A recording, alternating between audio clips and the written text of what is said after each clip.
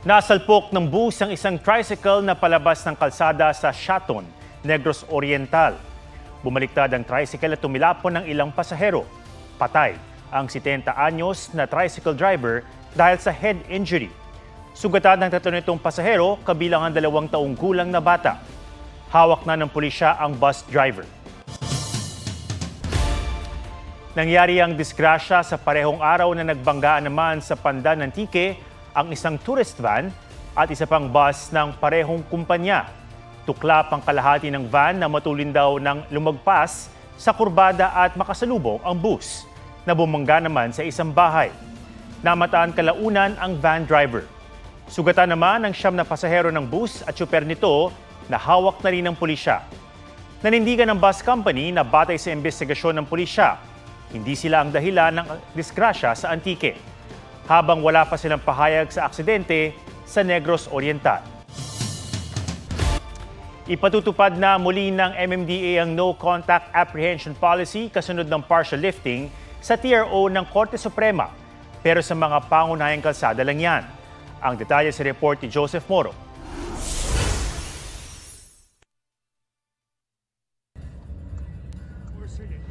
Napasakay ng e-trike nang wala sa oras ang traffic enforcer nito habang hinuhuli ang rider sa EDSA Taft sa Pasay. Ito, pinapara sir Nakita ka ni sir. Habang sinampan niya yung kasama nating enforcer halos pa disgrasya Wala naman lisensya.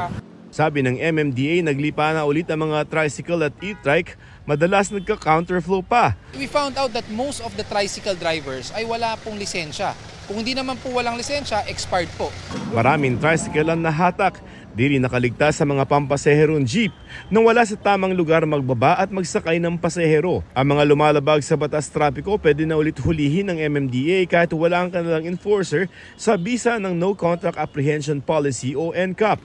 Pero hindi ito epektibo sa lahat ng kalye sa Metro Manila kundi sa mga pangunahing kalsada lamang. The TRO here is only lifted with respect to the MMDA, but it still remains with respect to the LGU ordinances. Yung MMDA resolution only refers to major thoroughfares, especially C5 and EDSA. August 2022 na mag-issue ang Korte Suprema ng temporary restraining order sa NCAP.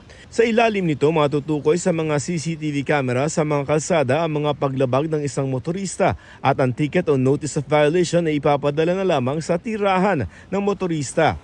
Tatalakayin pa ng mga maestrado ang TRO na ipinataw sa mga ordinansa ng mga LGU. Welcome development para sa MMDA ang desisyon ng SC. Yung mga violators, hindi na namin kailangan parahin, magtalo, issuehan physically ng ticket na habang ginagawa yon ay nakakaabala pa sa traffic. So kung may NCAP, tuloy-tuloy na yung takbo at uhulihin na lang namin through CCTV cameras. Bawa nasa dati pang owner, iba pala yung nakagawa ng violation, so paano naman yun? Wala naman tayo magagawa dyan sir kung ibabalik na Mas okay yung ganun. Yung mga pasaway, medyo nag-iingat na nagkakaroon ng disiplina. Makatutulong din daw para sa MMDA ang NCAP habang kinukumpuni ang EDSA. Simula June 13 ang rehabilitasyon. Unang maapektuhan ang bahagi ng EDSA mula Rojas Boulevard sa Pasay hanggang Guadalupe sa Makati. Ayon sa DPWH, isa-isahin ang mga lane para hindi kailangan tuluyang isara ang EDSA. Yung mga kababayan natin na imbes na sa EDSA, meron silang ibang dadaanan, alternative na dadaanan. At ang pinakamadaling alternative na dadaanan ay ang Skyway. Para mabawasan ng trapiko, planong ilibre ang ilang bahagi ng Skyway. Nasa 2 taon na kukumpunihin ang EDSA at ayon sa Department of Transportation, hindi naman daw kailangan mag-alala ng mga gumagamit ng EDSA busway dahil meron pa rin yan, ilalabas na lamang at dedicated pa rin yan. Ang mawawalan ng lane ay yung mga private na mga motorista. Wala tayong magagawa. Kailangan unahin natin ang commuter. Joseph Morong nagbabalita para sa GMA Integrated News. Literal na namatay sa maling akala ang isang lalaki sa Pasig. Binaril ng kapitbahay ang biktimang napagkamalan daw niyang magnanakaw. Kita sa CCTV na lumabas ng bahay ang biktima at patungo sa bahay ng suspect. Sumunod sa biktima ang isang lalaking saksi sa nangyari. Ayon sa kapatid ng biktima, sumunod siya sa paglabas ng may marinig siyang sigawan. Pero nang tutukan siya ng baril ng sospek, napaatras siya. Doon na nabaril ang kanyang kapatid. Ayon sa isa pang saksi, inawat pa nila ang sospek at nagmakaawa pa raw ang biktimang may tama na sa tagiliran. Pero tinuluyan siya ng sospek na tumakas sakay ng motorsiklo noong rumesponde ang mga tauhan ng barangay. Sumuko rin kalaunan ang sospek. Sinusubukan pa ng GMA Integrated News na kunan ng pahayag ang sospek na nakadetain sa custodial facility ng Pasig City Police. Pero ayon sa live-in partner ng sospek, base raw sa pahayag ng mga saksi na pagkamali ng sospek ang biktima na aakyat bahay at magnanakaw. May mga bahay na nasunog sa Bukidnon at Cagayan de Oro City habang sa isang natupok na bahay sa Bacolod City, 2 bata ang nasawi. May report si Oscar Oida. Abot-abot ang hagulgol ni Hobina Natalio sa sinapit ng kanyang 2 anak. Nang masunog ang kanilang bahay sa Bacolod City, natrap sa loob ang mga anak niyang 8 at 6 na taong gulang na iniwan niya lang saglit para bumili ng pagkain. Ang ama ng mga bata na nasa kabilang bahay lang, hindi raw nagising habang nangyayari ang sunog. Ilang kaanak naman ang sugatan sa gitna ng pagsisikap na masalba sana ang mga bata. Tanay galing dako, nagid ang kalayo na palibutan na. Buksan niya tanay kung dito wala nagid. Nahirapan sa pagresponde ang mga bumbero dahil makitid ang daan. Tumulong din sa pag-apula ang mga kapitbahay. Yung mga allegation kita nga nabatian that the cause was due to open flame from lighted candle. So, all those are allegations. So, ari kami subong mag-conduct follow-up investigation as to what happened. Nangangalit na apoy naman ang tumupok sa 2 palapag na bahay na ito sa Manolo Fortich, Bukidnon. Dahil fire station ang katapat nito, agad nakaresponde ang mga bumbero. Walang nasawi sa sunog na inaalam pa ang sanhi. Mabilis ding naapula ang sunog sa bahay na ito sa Cagayan de Oro City. Tinitignang mitsa ng apoy ang refrigerator na nakasaksak sa isang extension cord. Mahigit 8,000 piso ang halaga ng pinsala. Mula January 1 hanggang May 16 ngayong taon, mahigit 6,000 na ang naitalang mga sunog sa bansa. Hindi bababa sa 150 na ang nasawi. Oscar Oida, nagbabalita para sa GMA Integrated News.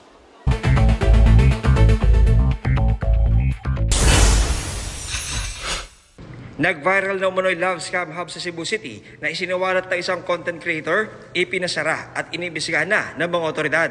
Napag-alaman ng pulisya na nirentahan lang umano ang isang area sa second floor ng gusali at pinasublease pa ito sa nagmamanage ng umano'y scam hub. Pinadalhan na ng show cause order ang nangangasiwa sa gusali at nagpasublease sa scam hub. Ang Department of Information and Communications Technology o DICT aalamin kung gaano na karami ang mga nabiktima ng umano'y love scam hub. 10 taong gulang na bata, patay matapos magpatuloy sa isang lie-in clinic sa Tondo. Isang nagpakilalang doktor ang nag-opera sa bata na biglang umanong nangisay matapos ang pagtutuli.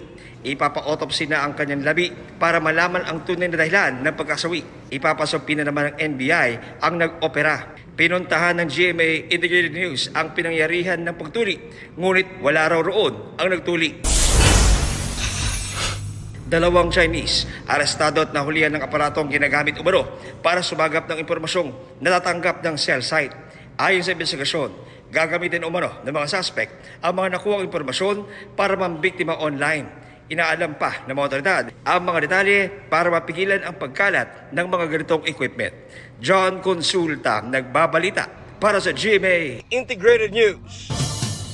Nasa state of emergency ngayon ang Samar Province dahil sa pagkukumpuni sa San Juanico Bridge.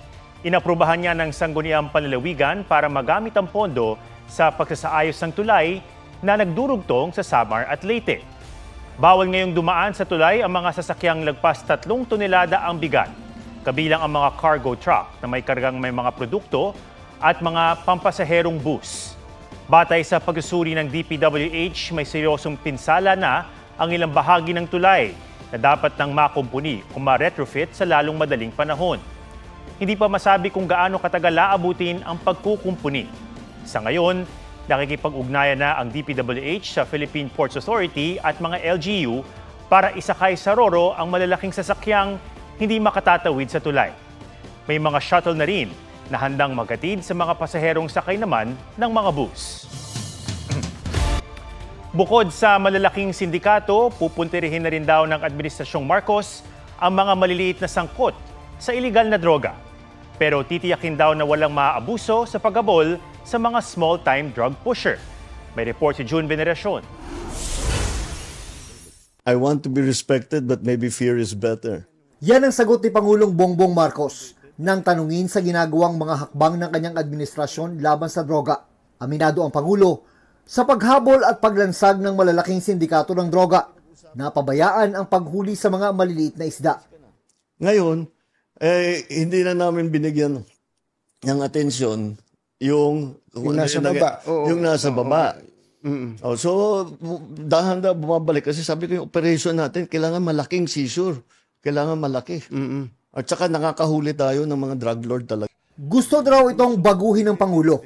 Kaya naglabas siya ng kautusan na tutukan din ang problema ng street-level drug pushing. Sige, tuloy natin yung malalaking drug bust. Pero, tignan na muna natin yung mas small offender. Sinabihan ko na nga ang DILG, nakausap ko si Sec. John Vic. Sabi ko, tama rin naman. Kasi hindi magandang tignan yung lugar mo. Maraming nagbebentaha, maraming mga high na ano-ano ginagawa. Pero sa pagpapalakas ng operasyon laban sa mga small-time drug pusher, dapat walang pang-aabuso, sabi ng Pangulo. Iniiwasan ko yung basta't may suspetsa o may hinala o may sumbong, basta't kuhuli, papatayin na lang, di ba? Wala yun, doon kami lumalayo. Doon kami lumayo. Matatandaang sa opisyal na tala, umabot sa mahigit 6,000 ang bilang ng napatay sa giyera kontra droga ng Administrasyong Duterte.